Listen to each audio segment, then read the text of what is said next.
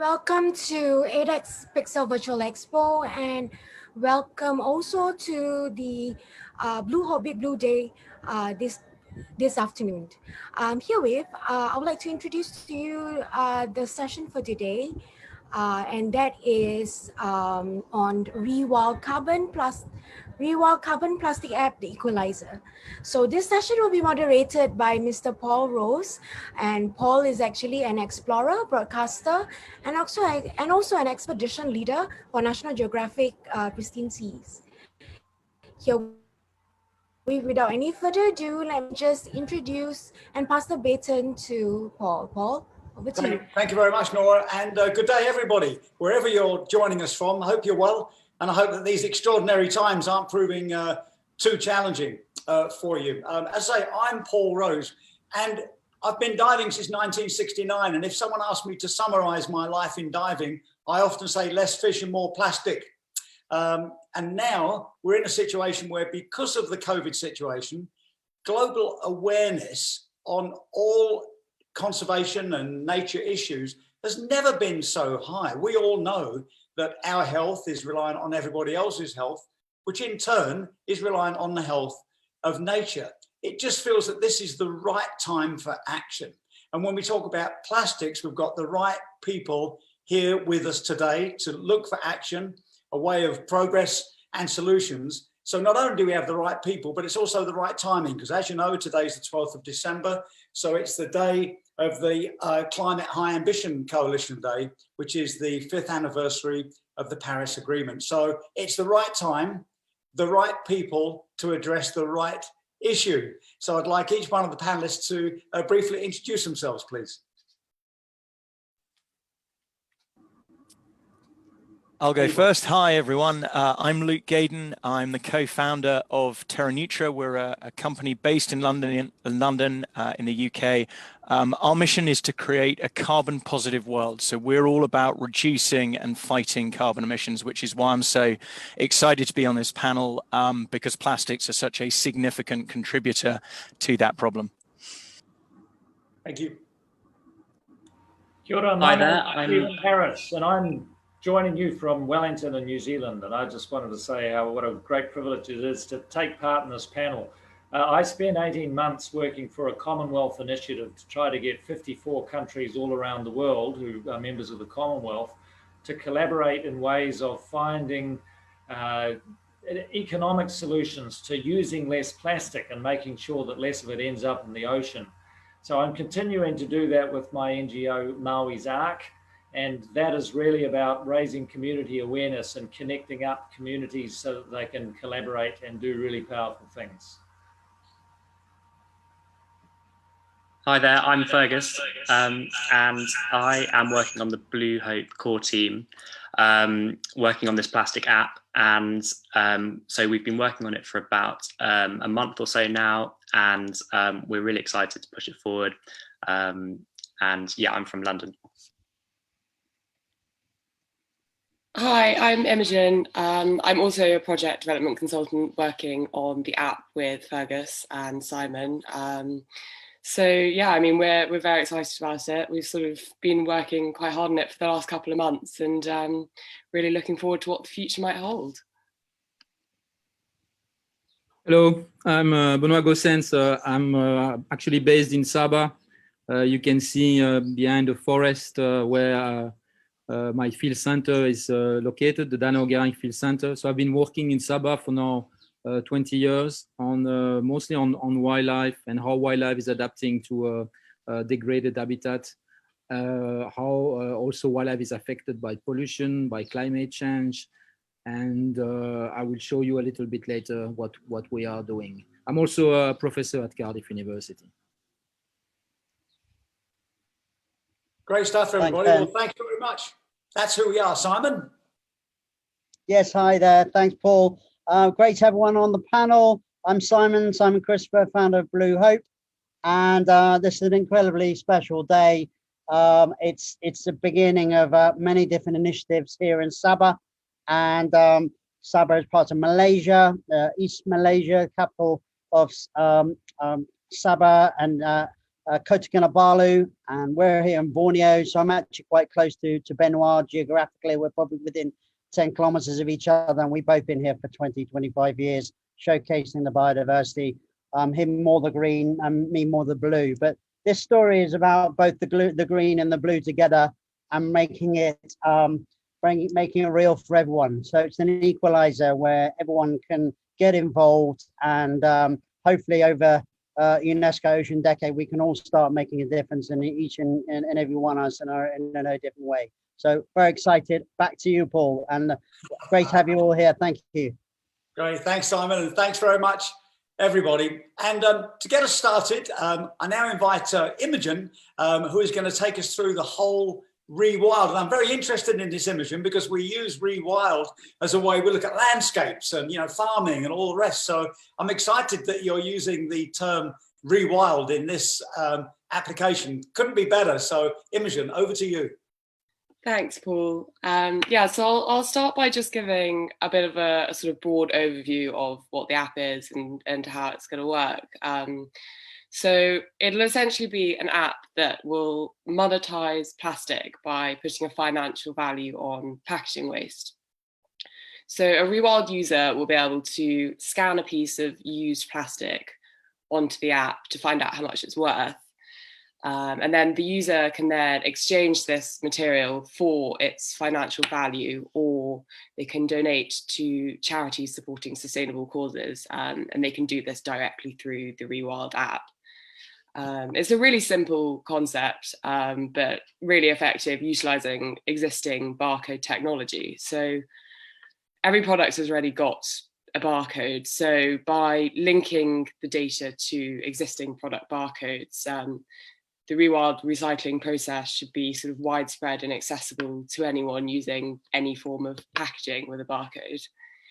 The name's a really interesting one, because we want it to be much more than just a recycling app. It'll become a sort of eco platform where you can learn about climate change and biodiversity. So yeah, it's really exciting, and it comes at such an important time, with the current climate problem being largely driven by unsustainable human activities, such as our single-use attitude towards resources, with plastic sort of being at the heart of this. So around 90% of plastic has never actually been recycled. So I think this really sort of stresses the need for change and the urgent need for us to rethink our relationship with plastic.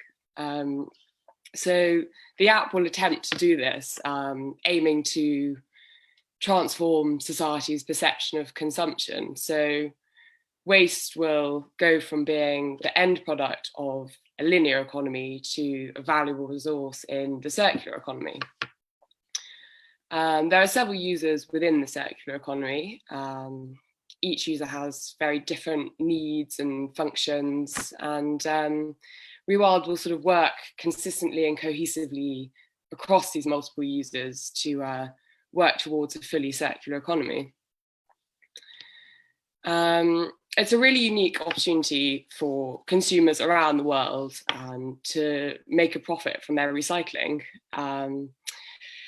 It is a particularly exciting prospect for people living in areas most affected by plastic pollution, such as Malaysia, because it is a way for them to actually financially benefit from the waste that's landing on their shores.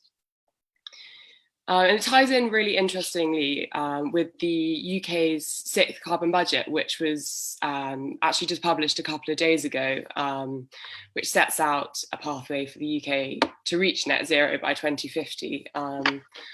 And what's most noticeable, I think, sort of reading through that report, is this continual emphasis on the need for the transition towards net zero to be a sort of a just and inclusive transition. It says, sort of repeats quite a few times that action must be widespread, ensuring that the burden of climate change is carried by the many rather than the few who cannot afford it.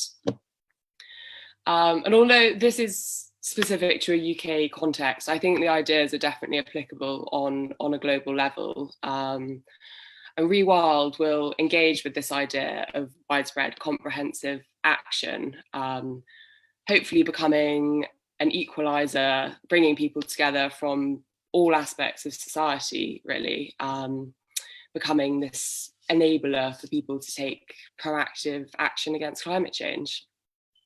So yeah, I mean, that sort of touches on all of the ideas, which I think will be explored in more detail throughout this webinar. But yeah, I hope that sort of gives a bit of an explanation of what we're sort of doing behind the scenes. I think it's fantastic, Imogen. So I love the name, and also like the equalizer element, you know, that this material arriving in people's lives from other nations. I'm the UN ambassador for the Basel, Rotterdam, Stockholm conventions. And I was here in Geneva last year when the plastic waste element was signed into the Stockholm Convention, which meant that countries could return all that waste that was sent. You know, people had to have prior informed consent, and that was the beginning of these containers being sent back, embarrassingly enough, to Britain and Canada, because it wasn't done properly. So with all that and that sense of this stuff arriving, this project feels like a real, and the idea of it being on an app, fantastic. Yeah. Thanks very much, Imogen. I'm sure you're going to get more questions, and we'll move forward if we can now to you, Fergus. Over to you. Hi there, Paul. Thank you. So I'm going to just run through a few things looking into the circular economy, which is sort of the main principle behind this app and what's really driving it. So currently we're very much on a linear plastic system, and this app is really designed to change how the system works. It's a way of linking individuals to governments, and because everyone has a smartphone, it means that everyone has access to this. So our linear plastic system at the moment is very much a take, make, waste system, which means that we're taking resources from the ground, we're making it into a product, and then we're just throwing it away. This is like no other economy, really, because we're taking something, we're putting value into it, and then we're just trucking it away at the end. So 95% of plastic packaging is lost to the economy, and this is worth 80 to 120 billion annually, which means, you know, if everyone had this app, it would, you know, it could really change how people sort of collect, and it could actually make a big difference to lots of people. So there's a huge amount of money being wasted every year just from plastic going to waste.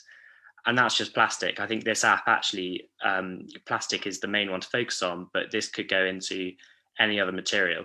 And a part of the circular economy is streamlining which materials we use, focusing on plastics that are really recyclable, working with corporations to do this, and sort of working on, just really streamlining which materials we use. So, I mean, there are lots of different ways that we could get rid of plastics or learn to use plastic better. Some people say that banning plastics could be a great solution. However, this does have its own consequences. So banning plastics would mean that you might have unwanted carbon emissions, extra water usage, food waste, things like that. I think plastic is actually an amazing innovation. It's just been poorly, the system behind it has been really poorly designed. It hasn't progressed with the times, and now we're at the stage where we really need to sort of change this system. So the idea of really putting money back into plastic, monetizing our waste, is quite a simple one, but it's something that hasn't been done. So what this app will do is just really tie it all together, and it's going to have to rely on some infrastructure. So governments and corporations are going to have to work together, and then the individuals are going to have to sort of, you know, realize where the value is as well. And this app will really help do that. So obviously Imogen's touched on the social benefits of ReWild, and obviously it'll have a lot of environmental benefits as well. So you know, the UK, for example, has big carbon emission goals. Other countries have sort of waste goals that are different. So this app can actually touch on all of these different sort of targets that we're trying to reach. So it's quite adaptable in that sense, and that, you know, it's just one product, and we can, you know, tailor it to each sort of culture and system. And so it could work in New Zealand, Malaysia, UK, Ireland, you know, wherever. And I think the idea is that eventually this app will become a global resource. Brilliant. Great stuff, Fergus. I love the feel of the app. I mean, we all use them for everything. And the ones I use a lot for nature are iNature and iSpot and all those others. And the technology behind it is so absolutely brilliant, you know, for citizen science and for our own curiosity and that sense of engagement. You know, just scanning something and then knowing that when you scan it, not only do we learn what it is, but that scan goes off and contributes to citizen science database, which, as long as we keep it going, enables smart decision making. So I absolutely love the app thing. And how close are we to actually sending out the app? What do you reckon? So we've been working on it for a couple of months, and it's sort of working out how best, you know, where to start really. So I mean, as I said, different governments have different targets, and different corporations will have different targets within those countries. So, for example, in the UK, it would probably be much more carbon focused. We'd probably have to try and tap into the existing infrastructure here. So different councils take different forms of waste at the moment, which causes huge problems, because, you know, I'm in London at the moment, and we're in one part of London which will just say chuck it all in one bag, and then, you know, literally a few streets over they'll have a different system, and it's crazy. It just means there's no streamlining to it at all. It means it's really hard to put value on particular plastics such as PET or you know, aluminium. It just means it's really tough. So I think half of the battle is working with governments to really streamline, you know, how the process works. I think the UK is a great example of how we can really, you know, innovate there. Great stuff, Fergus. Thanks very much. And the whole thing feels like an unbelievable opportunity for business to get in behind this. So those of you who are watching, who are sitting on in a good position to fund something absolutely groundbreaking, particularly if maybe you've made vast amount of money during the COVID period, then a bit of ethics balance might be to fund this terrific project. So those billionaires that are out there watching, we're the people that Fergus is the people ready for your input. So that's the app overview. And now we're going to get into carbon. And when we talk about carbon, luckily enough, at Blue Hope, they've got a team of expert advisors who will start this next session. And carbon feels a bit intangible. Everybody hears about it, but most people don't know where the numbers come from.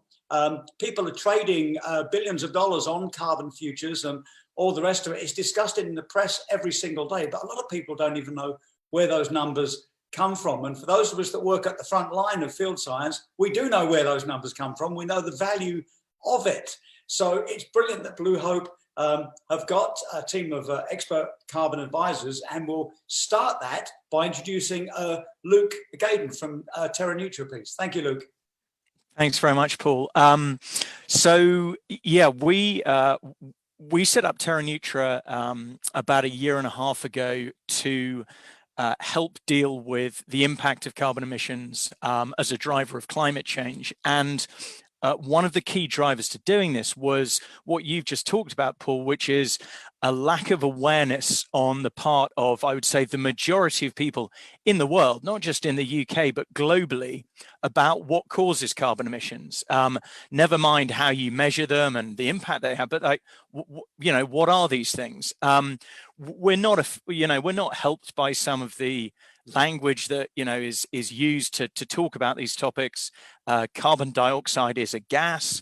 It's measured in tons. So, you know, what does a ton of a gas look like? There are some very, very sort of strange ways of describing the details that I think don't really help people. But the carbon emissions are such a significant problem and such a significant driver of climate change, plastic production and plastic disposal, particularly incineration, contribute just the hugest amount of carbon emissions every year. So I was reading some really scary numbers that say at the current rate that we're going in terms of production. So this is in the linear economy that Imogen and Fergus were talking about, where you create something, you use it, and you dispose of it. In that linear economy, the plastics disposal could reach the equivalent of nearly 300 coal plants in terms of the amount of carbon emissions they're releasing. Now, most people won't even know that there is a link between plastic and carbon emissions, but you use energy to create plastic. When you burn plastics, you then release emissions. So the whole piece, from the manufacturing to the disposal, the manufacturing uses fossil fuels, the disposal releases emissions. So it's plastic pollution in the oceans is absolutely central to carbon emissions as an impact and as a driver of climate change. And it's those coastal communities, it's those communities around the oceans that are being the most severely impacted by climate change. So a solution that reduces plastic pollution, that's a circular solution that solves plastic pollution, will have the most incredible impact on climate change. And that's why we're hugely excited to be working with Blue Hope on this. I think the final thing I'd say about this is nature already created all of the solutions to climate change, which are, things, bodies, habitats that absorb carbon. So rainforests, peatlands, oceans. The more we tamper with those habitats, the less effective they are. So some of the work that we do is in conserving those habitats. So we work with projects that conserve rainforests in Cambodia. We work a project that conserves peatland in Indonesia. And now we're going to be working with a project that is looking after our oceans, which is really exciting. Well, couldn't be better. Thank you very much, Luke. Nature-based solutions. And it's a beautiful, sweet spot for the Blue Hope action, I feel, because not only have we got this heightened level of awareness, and we've got even the terrible newspapers that normally don't report very well on conservation issues, repeating the 3 steps to heaven. Let's protect what we have, restore what's been damaged, and reset our values. And the opportunity of putting that within nature-based solutions and your language on carbon, it's all becoming so sort of its own form of energy, really, and information.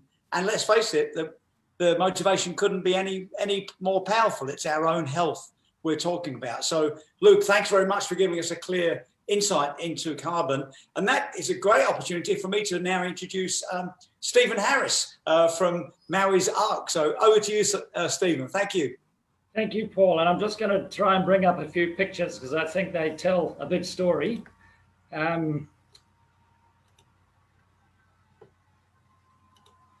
Okay, so I just wanted to show you a couple of pictures which really demonstrates why a healthy ocean is so important to New Zealand and to our neighbours in the Pacific. Here on the left is the view that you would get from an aircraft. If you were coming into land in New Zealand, you look north, and apart from that bump on the left, which is Australia, we call it the West Island in New Zealand, we're surrounded by ocean. So we have a landmass in New Zealand about the size of, a little bit smaller than the Philippines, but we have an ocean continent which is 1 1/4 the size of India. And so clearly with that geography, what happens in the ocean really matters to us. And the same is true for all our South Pacific island countries that you see on the map on the right. Those are the maritime territories which are vastly bigger than the land in the middle that constitutes the countries. So when we look at something like plastic pollution in the ocean, it's more than just an abstract notion to us. And last year I was involved in the biggest study that the government has sponsored in New Zealand to date, which was to look at what New Zealand consumes by way of plastic, what sort of plastic, who uses it, that sort of thing, and come up with some solutions for really making a circular economy work in our country. And we produced a report almost exactly a year ago called Rethinking Plastics in Aotearoa, New Zealand. And it was launched by the Prime Minister, and she promised to implement its recommendations. And she's been true to her word. And so we now have in our program of legislation for this year or for the next year, all those recommendations about how we can, as a country, move forward and institute some real changes in our economy. Because fundamentally, even though we think of it as an environmental problem, it's actually an environmental symptom of an economic problem. And that's how we've tried to attack it. And so just like climate change, if you can get to the source of the economic ill, then you can come up with some really enduring environmental benefits. Here is in a nutshell some of the things that we tried to do with our project last year. Really just about getting to all aspects of the economy and finding ways that we can essentially change behavior, because that's what's got to happen. And this is why I think this app is so exciting, because a circular economy is really like a bicycle chain that won't work because it's missing a few links. And something like an app that can universalize the creation of value around plastic and introduce it to an economic chain that can then give it some value, that's a really powerful innovation. One of the things I think is really interesting about the work that I was doing with the Commonwealth Clean Ocean Alliance up until May was I was trying to get a lot of small countries, including in the Pacific, to work together so that they could come up with solutions that would work much more effectively across groups of countries, because everyone was talking the same language and investing in the same infrastructure. And so what we came up with a few solutions to try and reduce the pressure of plastic in some of these small island countries. Now, these two photographs are taken in Tuvalu, which is a country that has about 9 islands. It has 9 islands, 8 of which are inhabited, and the total landmass makes up 27 square kilometers, but they have a marine domain of around about 1 million square kilometers. When they import their food and other consumer goods, they have nowhere to put it. So it ends up in this landfill here on the right. And when the spring tide comes in, because of sea level rise, the ocean is getting higher and higher around Tuvalu. And when they get a really high tide, that landfill there breathes. It kind of heaves with the wave flow because of the groundwater. So you get a sense of how vulnerable these small countries are. And what we really want to do is provide them with the infrastructure and the tools and the know-how so that they have the will to do something about it, and then they have the tools to be able to actually achieve some of those goals.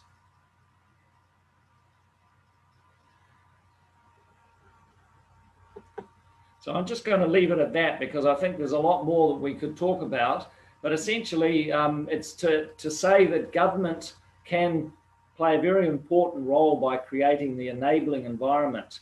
Sure, in our case, we did a big study and we came up with recommendations, but ultimately, unless government is bringing in regulations and changing the law so that it creates a little bit of pressure and a lot of incentive, then things are really not going to change quickly enough.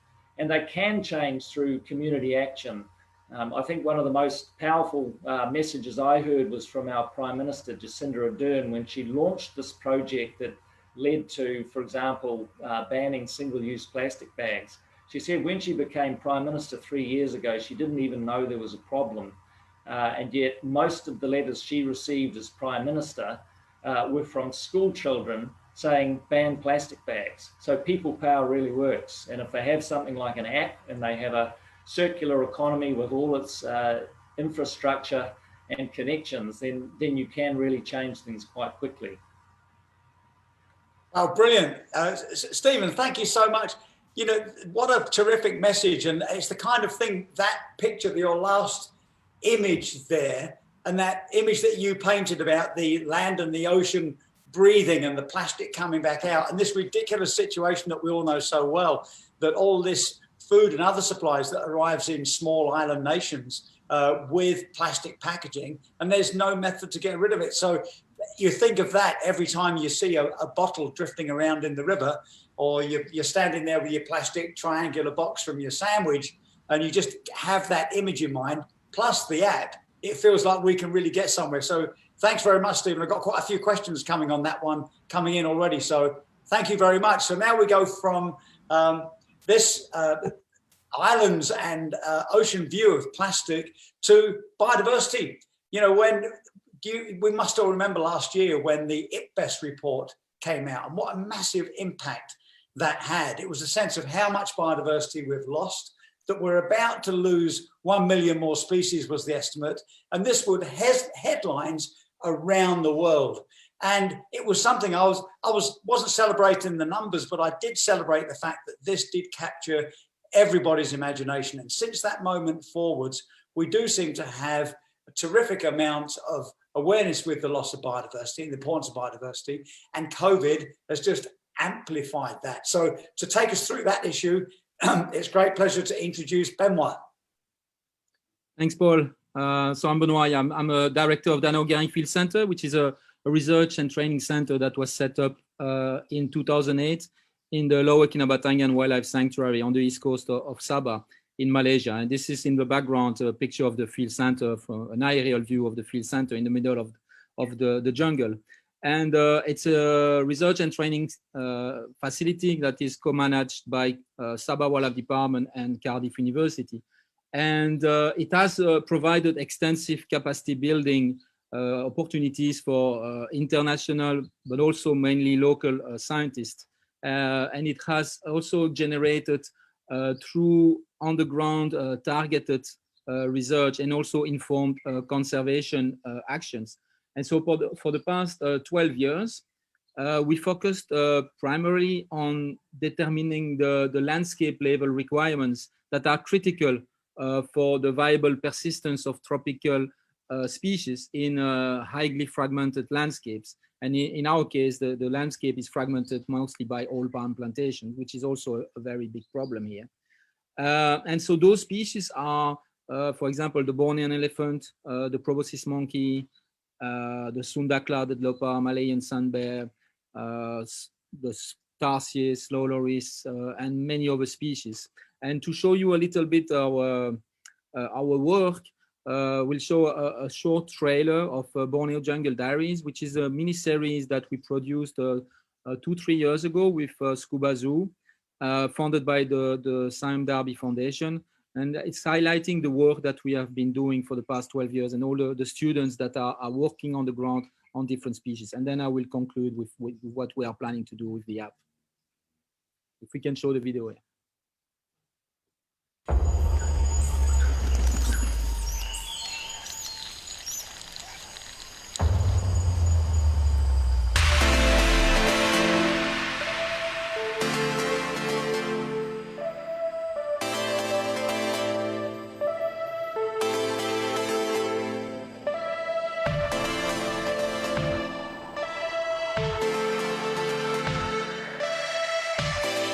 This is their home, the Danau Girang Field Center.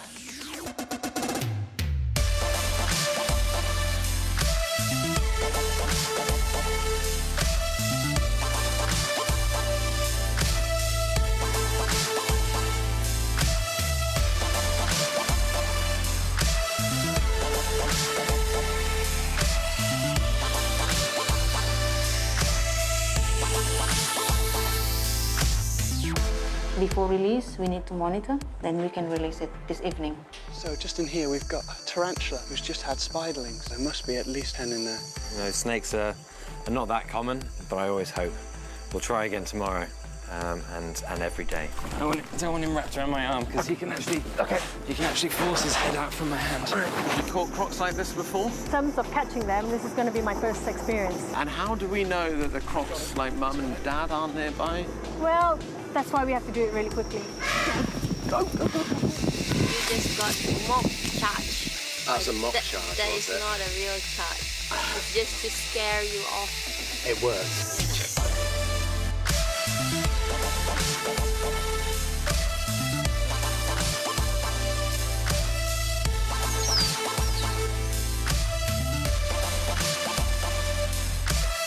a place like this, there are always scientific discoveries to be made.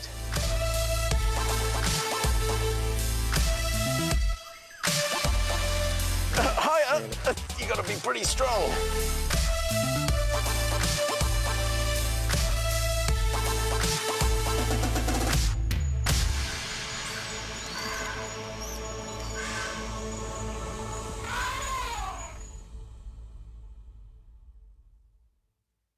Thank you. So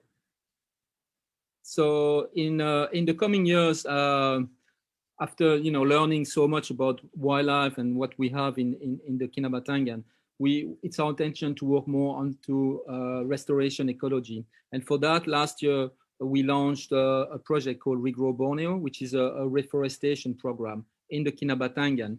That goes actually beyond just simple carbon sequestration. So one of the reasons is carbon sequestration, but it's also a way to provide funds to plant trees and restore highly degraded areas of the Kinabatangan, and therefore increasing connectivity for wildlife, while also improving livelihoods for the local communities, because the funds will be used, will be actually paying the local people to plant trees, and us as a field center, we will carry out the research on carbon sequestration and also wildlife going back to this restored forest. So hopefully the ReWild app will provide some funds in order to plant trees in the Kinabatangan.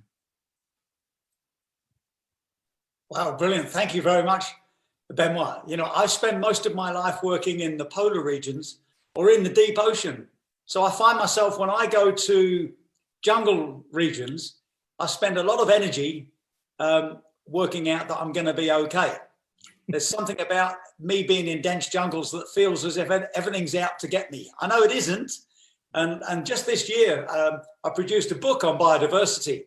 So you would think I would be at home in the jungle, but it's something about it, So I'm working hard on that. So one great day when we can travel, I'm going to come and find you, and you can give me a remedial jungle session, please. I'm sure I can overcome it with your help. You will be welcome.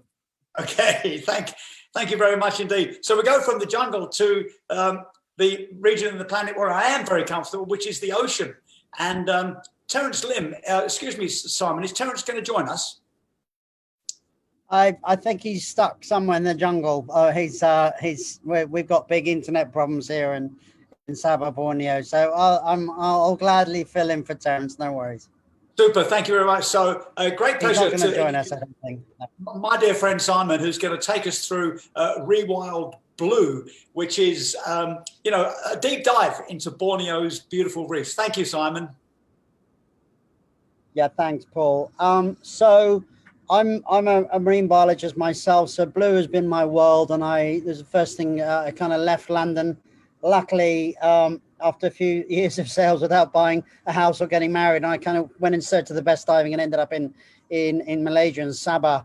I was drawn by the lure of Sipadan, which is one of the best dive centers or side locations in the world. And you've just heard about Scuba Junkie, that has really just won a global award, really started on Sipadan. And I came here in 95. I went to live on Sipadan for a few months, fell in love, and went to Australia, did a year of filming. Within a day or two of filming in the Great Barrier Reef, I said, I've got to come back to Sipadan. And so I came back and set up Scuba Zoo, and I've been involved in making films here for really ever since. I never left. Now, just before we go to the blue, I'm saying you and I are blue guys, but I have to say, when I went, Benoit invited me down to the jungle, and I just had to go and take a quick look, and I was absolutely blown away because you arrive in this very basic location. There's no thrills and spills. You're kind of fighting off the leeches and the mosquitoes, and you have this incredible group of people who are studying each trophic level in the jungle, and they're tagging every animal and understanding each trophic level. So they're really understanding what it takes to create an ecosystem. And of course, it's a fragmented ecosystem. But I was, ever since then, it's kind of fell in love with the whole, the work of Danau Girang and passing that engagement and research to the local communities and local scientists. So it's a fascinating, fascinating location. But as I say, we're doing a talk blue now, ReWild Blue. And one of the things that we did about 5-6 years ago, we set up one of the biggest problems here, and in fact, in a lot of the Coral Triangle, and that's really what I've been doing the last 25 years, is showcasing the Coral Triangle, the most biodiverse place on our planet. About 4% of the world's surface area, about the size of the states. And there's more biodiversity, there's more species in that 4% than the rest of the planet combined. So if you were to say, where are we going to sort of hedge our bets and invest and try and protect, you know, this is really the epicenter. And so Sipadan is where it started. And one of the things, the tragic things that we've seen over the last 25 years of being here is, of course, degradation of the reefs. And this comes from many different things, whether it be pollution, runoff from land, from the rivers, overfishing, destructive fishing, so fish bombing, so dynamite fishing, cyanide fishing, deep water trawling, all sorts of things. And this is essentially the way we are fishing the planet now is totally understandable. We become super predators, and we're fishing by satellite, and so our communications and our technologies over in the balances of checks of nature. And that's a big problem. That's what people don't realize when they walk into the fishmonger in London or in the West, and they see fish everywhere. Whenever we go back to London, they've said, but there's fish everywhere. Well, there's no problem. But because we are fishing by satellite, we are literally fishing in the last 5 to 10% of the planet. And that's the thing. So so in terms of blue, what we did, we set up Stop Fish Bombing, which is using this amazing technology in America where they're tackling gun crime.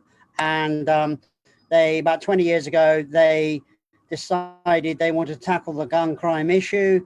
And by using three-way triangulation, listening to sound gunshots, they were able to pinpoint the location of a gunshot within a few seconds of the gunshot going off. And so using that underwater, they're now about 100 cities or more and a few other locations around the world. They're really saving thousands of lives. Obviously a long way to go in America still, but what they've said is we want to share that technology. And so they've shared that technology with two amazing kind of environmental movements. First one is tackling rhino poaching in Africa, very different landscape to the urban one, open savannas rather than the dense cities. And they've started catching rhino poachers, and of course underwater, stopping fish bombing, listening to gunshot underwater. And underwater is a lot easier because sound travels 5 times faster. So what happened, what we've been doing the last 5 years is basically getting the technology to work and being able to show authorities and indeed communities that in fact we can now pinpoint in real time when a fish bomb goes off, and that's the reality. So now we can actually say, look, you just can't do this anymore. But at the same time, there's a lot of communities that wake up in the morning, they've got no mouse, they've got 7 or 8 mouse feed, they don't know how to do that. And so this is a way they put food on the table. So it's all about creating alternative livelihoods, and that's what's so exciting about ReWild is that can be the equalizer, and they can from plastic, digital recycling plastic, carbon offset programs, we can provide that support mechanism. We can give them healthcare and education and say, no, you can't stop, you've got to stop fish bombing, but here's an alternative. So with that said, we'll just play a quick video which will sum up the fish bombing movement, which we're going to roll out next year, which in a new form of fish bomb free Sabah. If we can just play the video, please.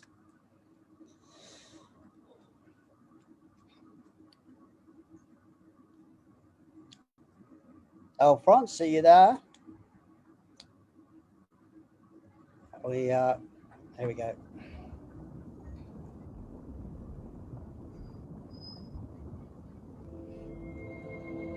Every person on this planet has a connection with the ocean. From the water we drink to the fish stocks and unsustainable livelihoods it supports. But the heart of the oceans, the coral reefs, are under immense pressure from climate change, acidification, plastic pollution, trawling, and the most destructive fishing method of all, fish bombing.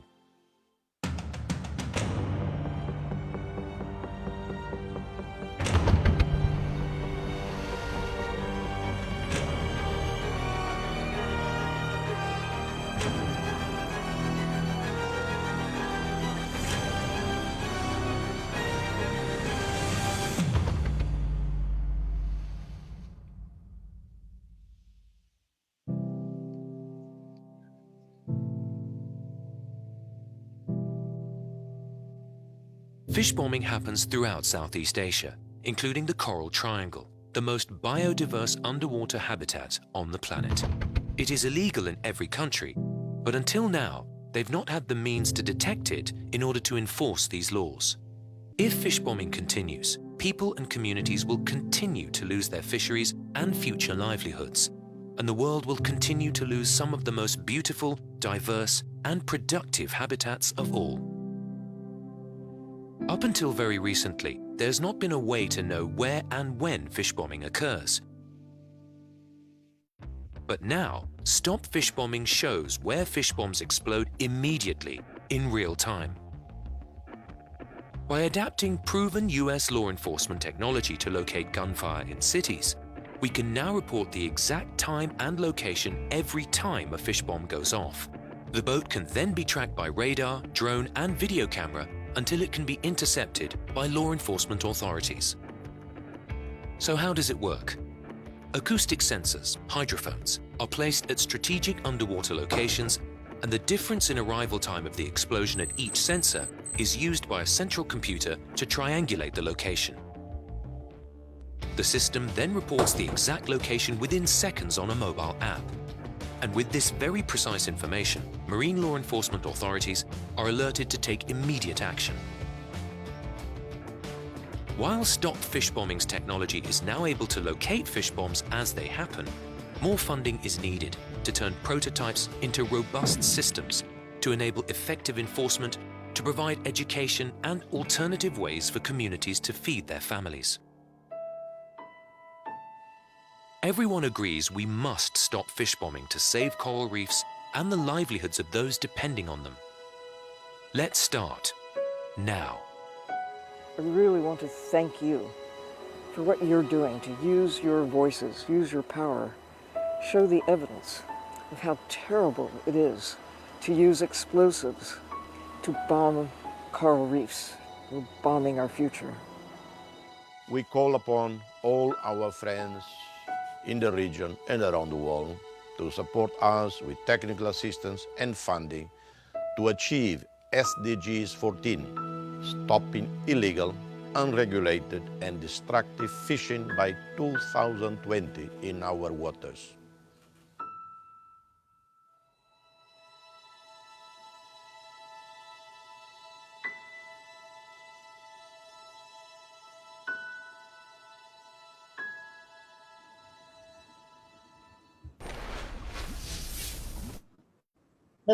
So that's a fascinating project that is 5-6 years in development, and next year through Blue Hope we're looking to get another round of funding that we're going to deploy 250 sensors across the whole of Sabah. It's covering all the hotspots, but obviously we've got to trigger this equalizer, and so the timing of ReWild Blue couldn't be better, and incredibly exciting at the beginning of UNESCO Ocean Decade. 10 years we have, in the words of Sir David Attenborough in his own Life on Our Planet, and this is it's a great way to start next year. So thanks, that's all for now. Paul, back to you. Thank you. Oh, brilliant, Simon. Thanks very much. Incredibly powerful presentation. And I can't help but think what a great funding opportunity this is. I hate to go back to the money again, but you'll have seen the news that if, just to pick one, Jeff Bezos, if you're watching, if Jeff Bezos, the head of Amazon, gave all of his something like 800,000 employees, if he gave to every single one of his employees all over the world, you know, shelf stackers, drivers, you name it, admin assistants, everybody, if he gave them all $100,000, he would still have more money than he had at the start of COVID. Or if American billionaires gave everybody in America $3,000, they would still have more money than they had pre-COVID.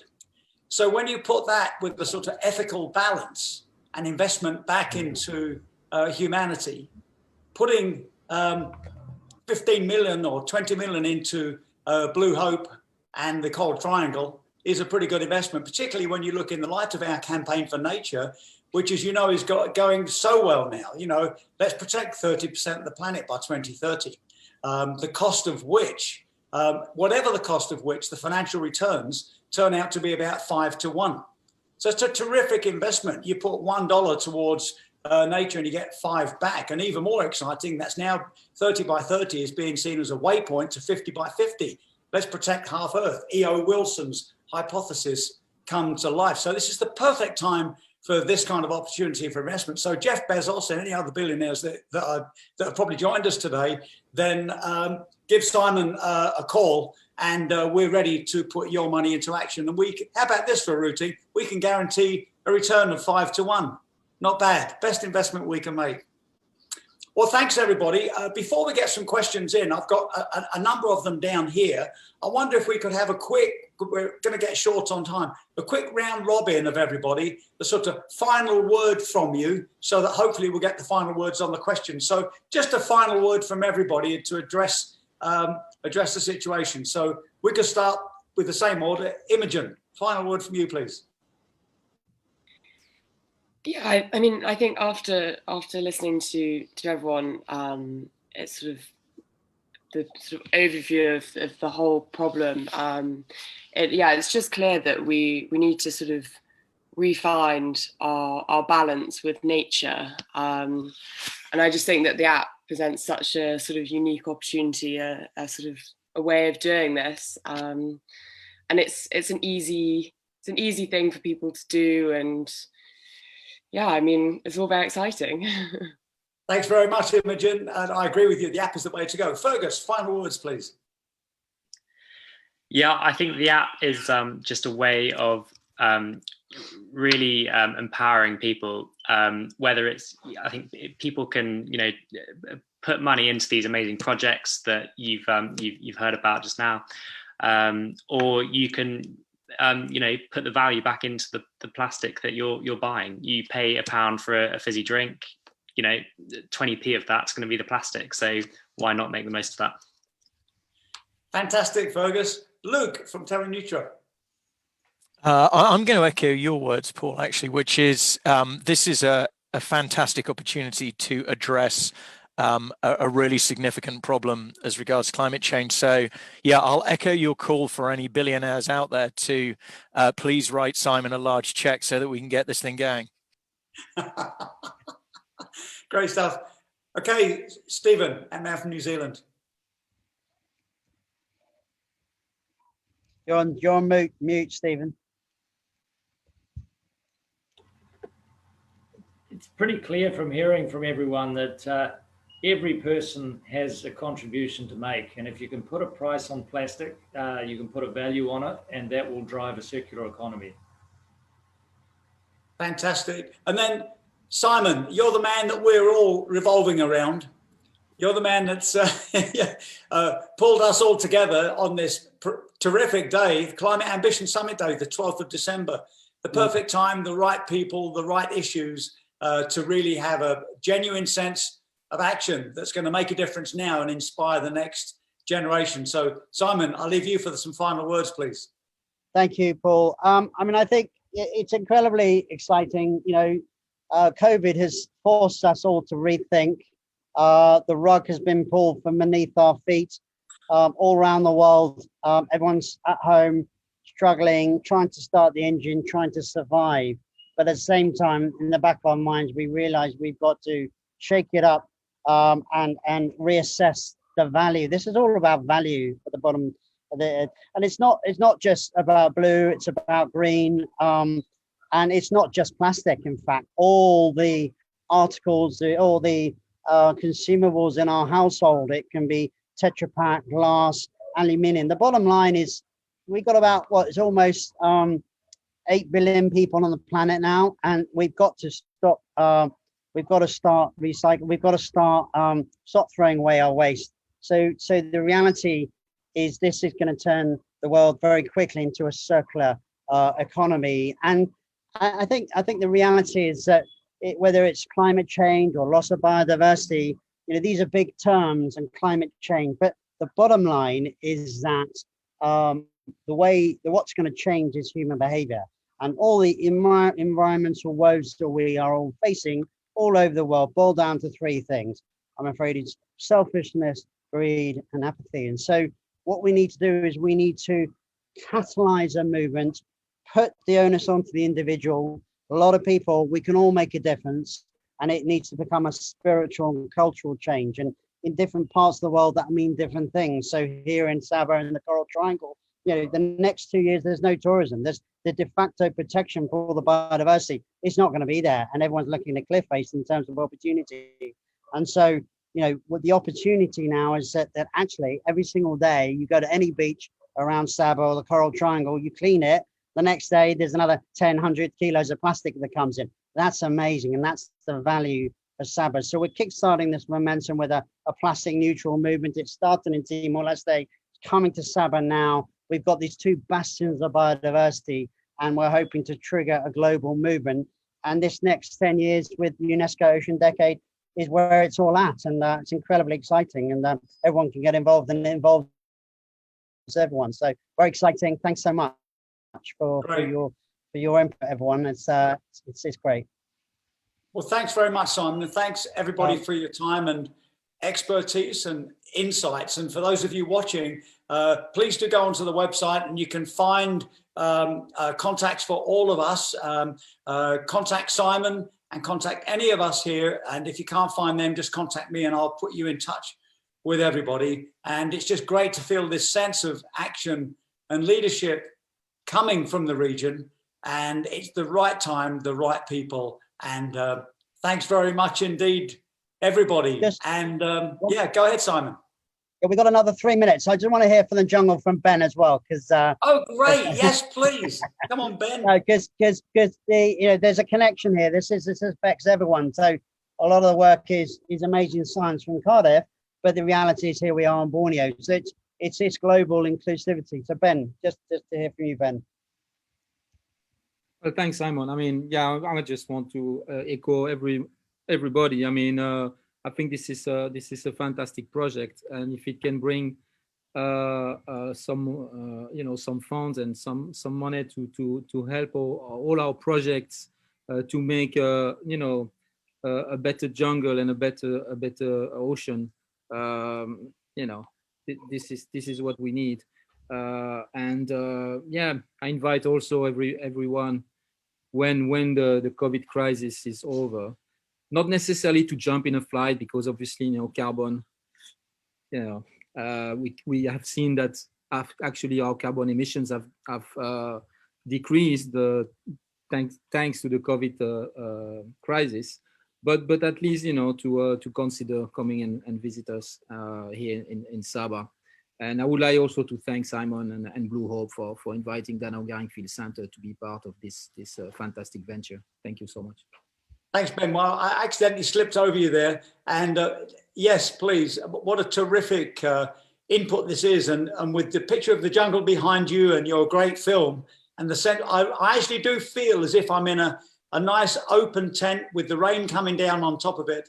And I'm sitting there with you, just about hearing you over the sound of the rain. And I could feel the rain maybe easing off a bit now, so maybe it's time for us to go outside. So thanks very much, Benoit. And thanks very much, Simon, and everybody. And those of you that are watching, and please do get in touch, and we'll do everything we can to get this message out.